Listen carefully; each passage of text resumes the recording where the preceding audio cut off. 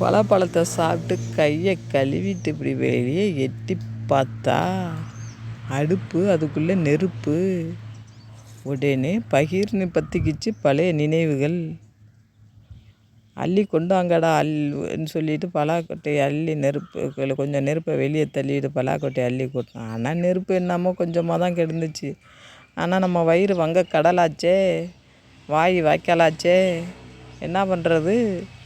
அள்ளி கிடக்கிறதுல ஒக்கை பண்ணி ஏதோ போட்டு உழப்பி எடுத்துருவோம் அப்படின்னு சொல்லிட்டு இருக்கிற நெருப்பு அங்கிட்டு இங்கிட்டுமா போட்டு ஒப்பனை பண்ணி கொஞ்சம் அள்ளி போடும்போதே கொஞ்சம் கொஞ்சம் வாசனை வந்தது பாருங்கள். அந்த வாசனைக்கு ஈக்குவல். ஐயோ, என்ன ஒரு வாசனை!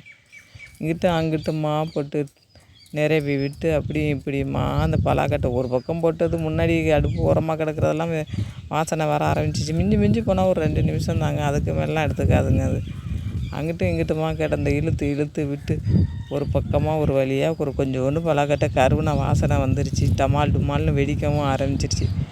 சரி, அதை சீச்சு பொறுக்கி கொஞ்சோண்டு எடுத்து டேஸ்ட்டு பார்க்கலாங்கிற எண்ணம் மனசுக்குள்ளே ஓட ஆரம்பிச்சு. அதுக்கு முன்னாடி நாவில் எச்சில் ஊற ஆரம்பிச்சிருச்சு. ஆகா, உமிழ்நீர் சுரக்க ஆரம்பிச்சிச்சு. உடனே அள்ளி வீசுடா அப்படிங்கிற நிலைமைக்கு கொஞ்சம் பலாக்கொட்டையை வெளியே தள்ளிங்க பாருங்கள்.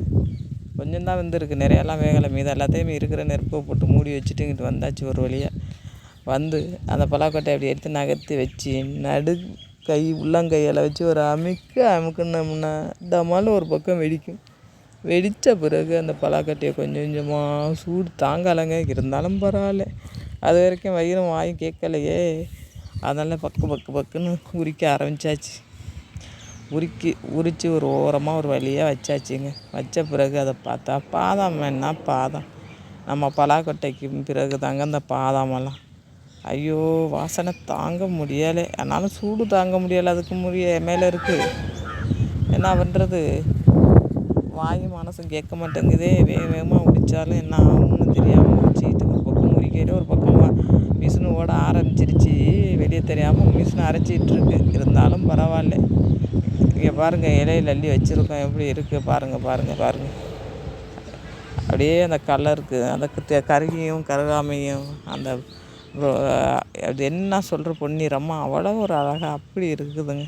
இதை நீங்கள்லாம் சாப்பிடலை அப்படின்னா இனிமேலாவது முயற்சி பண்ணி பாருங்கள், சாப்பிடுங்க. இந்த சுவைக்கு வேறு எதுவும் ஈடு இணையே கிடையவே கிடையாது.